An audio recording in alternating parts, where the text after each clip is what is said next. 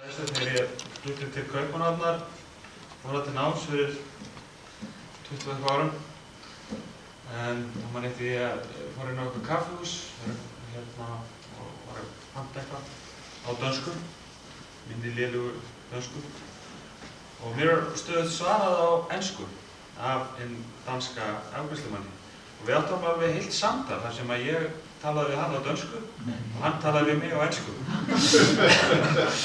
Og það gekk alveg ágætlega, við skildum alveg hvern annan. Ég gat alveg verið í skilningum hvað ég var að panta en hann einhvern veginn tók það ekki gilt að ég væri að tala við sig á dönsku. Ég held að hann hafi haldið meira sér að ég hafi talað við sig á ensku. Þetta átti eftir að endurtaka sig alveg stöðugt, sko. Ég lendi í þessu jafnvel ennþá þegar ég kenndi Kaupmannahafnar. Ég hugsa að sé eitthvað svipað hérna hjá okkur. 100 ára afmæli fullveldisins. Íslendingar eru og voru í sjálfstæðisbaráttunni sammála að Ísland ætti að verða fullvalda. En þetta í dag, og það var heldur ekki þá, erum við ekkert mikið að velta fyrir okkur til að hvað þetta fullveldi er fyrir okkur. Hvað það raunverulega merkir. Hvað þýðir það að vera fullvalda. Ég skrifaði þessa bók hérna, Sjálfstæð þjóð, sjöðu gotur textan. Þar sem ég einmitt að reyna að ná utan kannski 2 hugtök sem hafa verið mjög ráðandi í utanríkistengslum Íslands, því að það var mitt rannsóknarsvið. Það annars vegar hugtækið þjóðin, íslenska þjóð, og svo fullveldi. Þetta eru 2 hugtök sem eru mjög mikilvæg en við einhvern veginn forðumst að ræða. Hvað merkir í raun og veru. Því að leið að við reynum að takast á við það, þá hleypur það frá okkur. Þá náum við ekki alveg utan hvað það þýðir. Ég ætla kannski aðeins að reyna að tegna einhverja mynd af því hvað þetta fyrirbæri fullveldi hefur merkt á alþjóðavísu og reyna að staðsetja okkar hugmyndir það innan þess. En í kjarnan kannski bara hvað þýðir þetta orð fullveldi. Þetta samastendur á 2 liðum, það er sem sagt fullt vald, ekki sant. Og merkir það í sér að hvert okkar á auðvitað að vera fullvalda í okkar lífi. Þannig að fullveldi getur alltaf bara átt við einstakling sem er bara orðin fullveldja. En við erum yfirleitt að tala þetta í samhenginu við þjóðir, en aðalega þetta ríki. Því að þetta hugtak tilheyrir ríkinu á alþjóðavettvangi. Það má kannski segja að með undirritun á friðarsáttmálanum í Vestfalíu, í borgunum Osnabrück og Münster, í núverandi Þýskalandi árið 1648 hafi það fyrst verið skrifað í samkomulag þjóða þetta hugtak, þessi hugmyndu fullveldi. Og samkomulagið gekk út á það að ríki virtu fullveldisrétt hvors annars. Að þau væru hvert sig fullvalda og önnur ríki hefðu ekki íhlutunarrétt innan landamæra annars ríkis. Og við vorum þar af leiðandi með alþjóðakerfi sem kom í kjölfarið á þessu sem er stundum kallað vestfalíska heimskerfið, sem gengur út á alþjóðakerfi sem samastendur af fjölda fullvalda ríkja. Og samskipti ríkja ganga þá eiginlega aðal út á að verjast bara erlendum innrásarherjum og þess háttar, og það er ekkert yfirvald fyrir ofan hið fullvalda ríki nema bara Guð almáttugur sem að einhvern veginn útdeilir réttin undir stjórnunar ennþá á þessum tíma til valdhafans. Og við vorum í rauninni á þessum árum, sko, gekk fullveldið, þá var það eiginlega persónugert í fullvaldinum sjálfum. Það var kallað The Sovereign.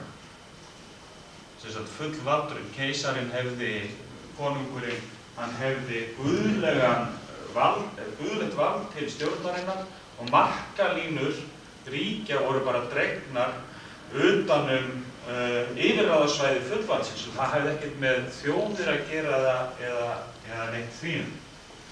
Og þetta svona þetta vestfalíska heimskerfi. Svo auðvitað kemur öll lýðræðisbaráttan upp, menn fara svona kannski að efast þessa hugmyndum að Guð hafi falið einhverjum tilteknum aðilum vald sitt sem hefðu þennan guðlega rétt til þeirra og menn fara að velta fyrir sér hugmyndum að uppsprettu valdsins, það komið það kannski frá fólkinu sjálfu og það hafi jafnvel framselt það til valdhafans sem að stýri þá í umboði fólksins og þetta bara grunnurinn af hugmyndinu sko fulltrúalýðræði sem við búum við í dag. Þetta sko Rousseau, þetta eru Hobbes, fyrstur til þess að fjalla almennilega fullveldið er Jean Baudin á 16.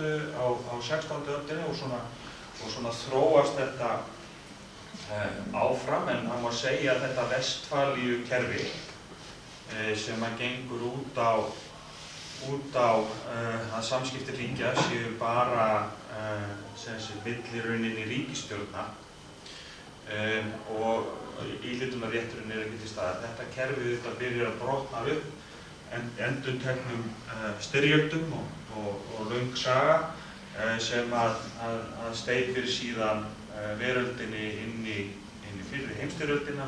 Það upplausnar ástand á milli stríða og svo eftir síðari heimsstyrjöld þá í rauninni kemst á annað heimskerfi með öðru skilningi á fullveldinu.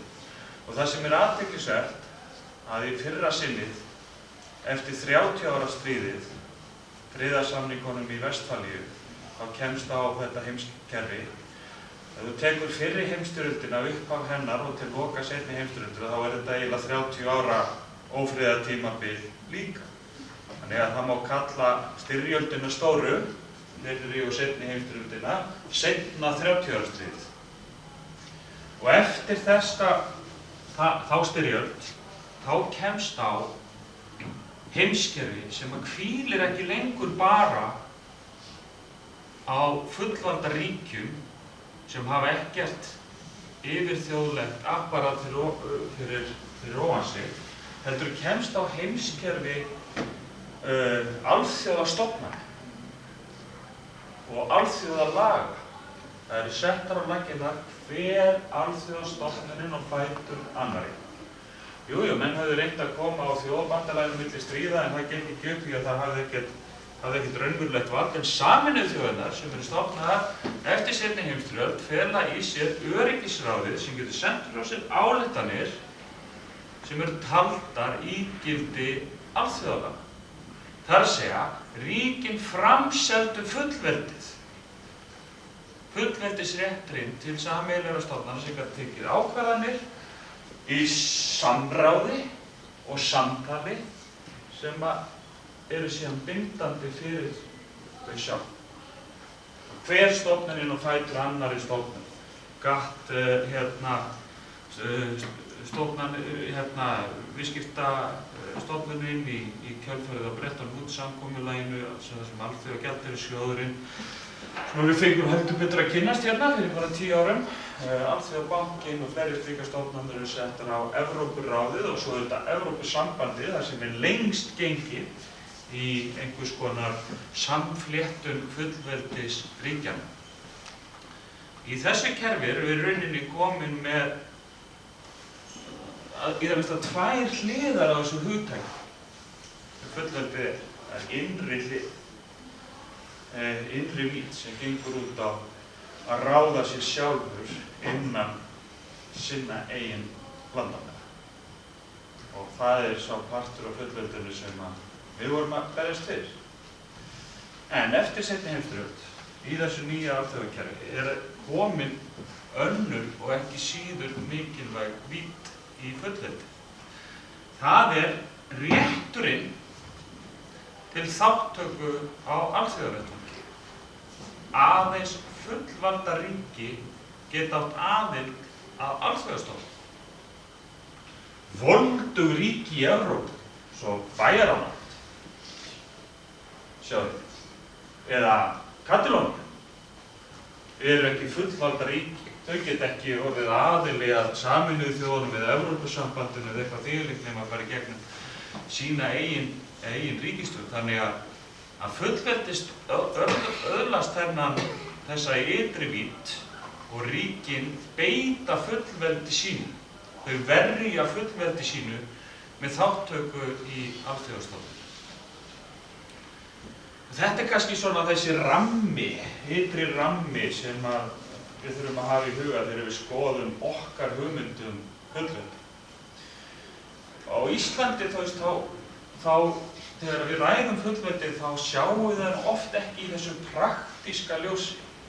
Það yfirleitt ekki þessi svona praktíska notkun á því sem við erum yfirleitt að velta fyrir okkur. Það verða allir að vera svona heilagir fram, þegar fullveldið ber á góma og svona undir höfði og þakklátt og eitthvað svona. En erum ekkert endilega að velta fyrir okkur nákvæmlega til hvers það er mikilvægt. Sjálfstæðisbarátta Íslendinga auðvitað stórmerkilegt og það má segja að ég vil svona rekja upphaf hennar til útgáfu Ármanns á Alþingi árið 1930 sem Baldvin Einarsson og félagar í Kaupmannahöfn byrjuðu að svona setjast niður og gefa út efni einhverjar hugmyndir Íslendinga. En hvað að gera síðan í árunum þarna á þessum tíma og í kjölfarið þegar að Fjölnismenn koma saman og Jón Sigurðsson kemst loks út úr kytrunni þarna uppi á lofti Þrenningarkirkjunnar og fer að skrifa ný félagsrit og svo framvegis. Það auðvitað gríðarleg umbrot í alþjóðakerfi. Lýðræðiskrafan öll að koma fram. Í Danmörku eru menn að berjast fyrir lýðræði, einhvers konar stjórn alþýðunnar gegn einveldinu á sínum tíma. Hugmyndin um frelsi fólksins. Og hún fer sama við hugmyndin þjóðina, sem bara praktískt viðfangsefni á þessum tíma.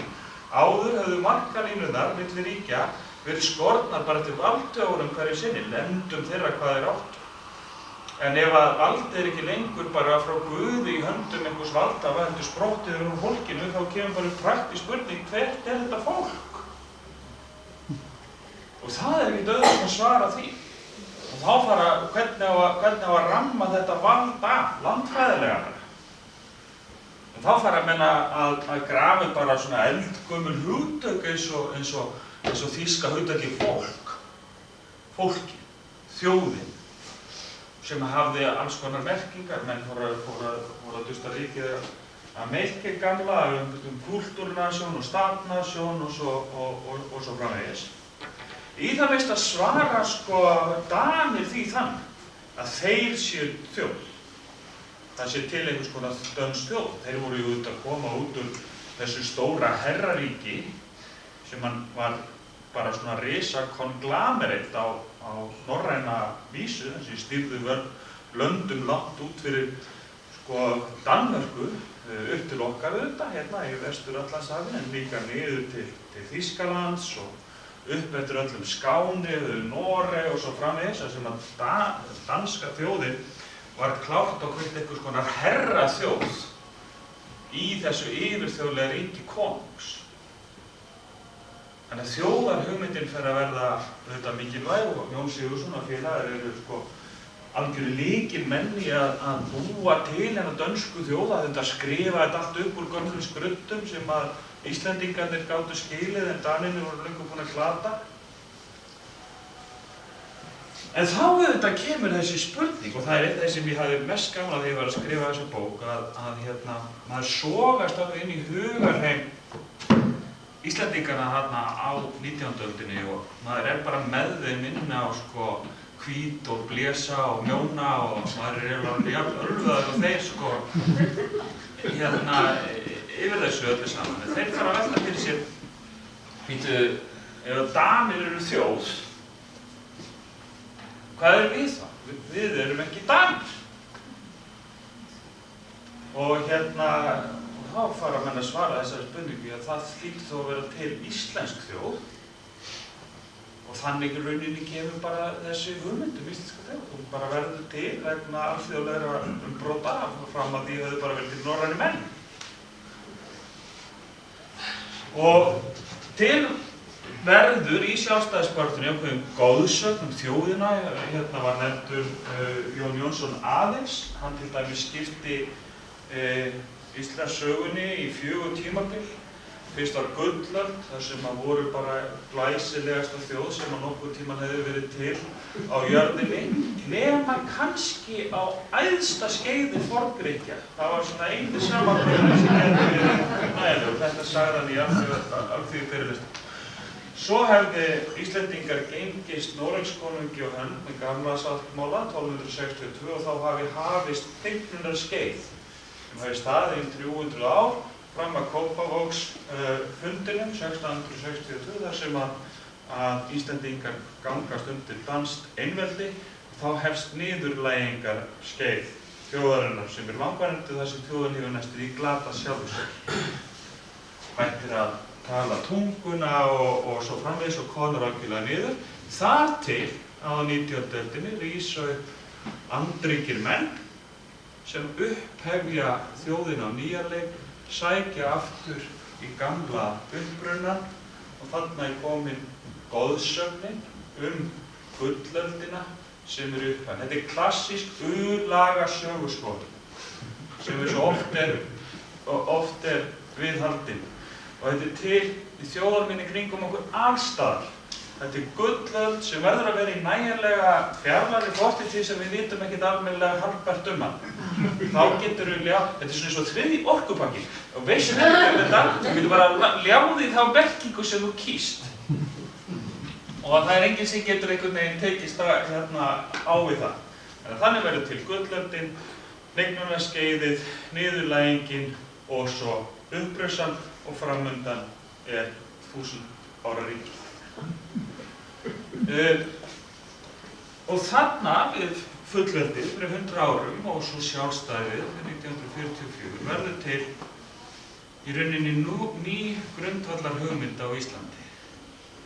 Og hún svo að sjálfstæðisbaráttan sé eilíf og við verðum að standa stöðugan vörð fullveldið. Það sé fjöregg þjóðarinnar og við getum glatað í hvenær sem er. Ef við stöndum ekki sameiginlega vörð og það sé skylda hvers og eins Íslendings að standa vörð og gerir það ekki eftir svikari. Þetta gríðarlega mikilvægur þráður í íslensku stjórnmálum og skýrir að mínu viti stóran hluta af þeim átökum sem hér hafa farið fram utanríkistengsl Íslands. Sjálfstæðisbaráttan fól í sér tvíþætta kröfu, eða svona hún hafði tvíþætt markmið. Það annars vegar að Íslendingar yrðu að verða þjóð á meðal þjóða. Ísland var fátækasta ríkið í Vestur-Evrópu á þessum tíma og menn kenndu ósjálfstæðinu, kúguninni hvernig komið var fyrir efnahagslífinu á Íslandi. Þannig að sjálfstæðisbaráttan hafði þennan praktíska tilgang líka að Ísland yrði velsældarríki á pari við önnur í nágrenninu og að önnur ríki myndu viðurkenna Íslandinga og Ísland sem jafnoka sína en ekki sem undirsetta þjóð. Þannig að baráttan fyrir velsældinni viðurkenningi annarra þjóða standa öðrum þjóðum jafnfætis var ekki síður mikilvægur þráður í sjálfstæðisbaráttunni heldur en bara sjálfsforræðið sem slíkt.